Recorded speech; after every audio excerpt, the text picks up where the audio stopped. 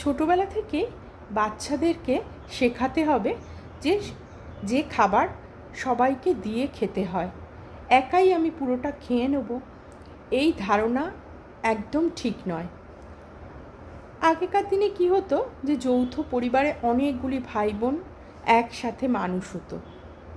তার ফলে কী হতো, তারা স্বাভাবিকভাবেই একে অপরকে দিয়ে খেত এবং তারা খুব ছোটোবেলা থেকেই এই ব্যাপারটা শিখে যেত তারা। কিন্তু বর্তমানে কি হয়েছে, বেশিরভাগ বাচ্চাই একা মানুষ হয়, মা বাবা আর সন্তান এই তিনজন মিলেই বাড়িতে থাকে, তিনজন কি চারজন এরকম থাকে।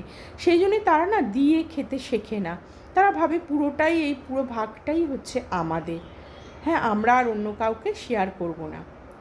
কিন্তু তাদের এই শেয়ার করা ভাবটা শেখানো অত্যন্ত জরুরি।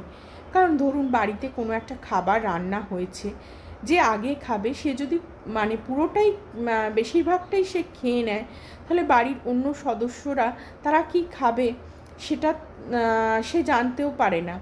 তো তাকে আগে দেখতে হবে যে যে খাবারটা তৈরি হয়েছে সেটা সবাই হবে কি না, হ্যাঁ, এবং ঠিক ততটুকু পরিমাণই তার নেওয়া উচিত যে হ্যাঁ, যাতে সেই খাবারটা সকলের মধ্যে ঠিকভাবে সমানভাবে বণ্টিত হতে পারে। তো সেইভাবেই তাকে শিক্ষা দিতে হবে, এবং ছোটোবেলার থেকে যদি এই শিক্ষা তাকে দেয়া হয় তাহলে তার পক্ষে সেটা খুবই ভালো হবে এবং সে সবার সঙ্গে শেয়ার করে খেতে পারবে এবং তার মধ্যে এটা দেবার প্রবণতা বৃদ্ধি পাবে এবং তার সাথে সাথে একটা মূল্যবোধও গড়ে উঠবে যে সবাইকে দিয়ে খেতে হয়, এই শিক্ষাটা তার ভেতরে গড়ে উঠবে। নমস্কার, ভালো থাকবেন সবাই।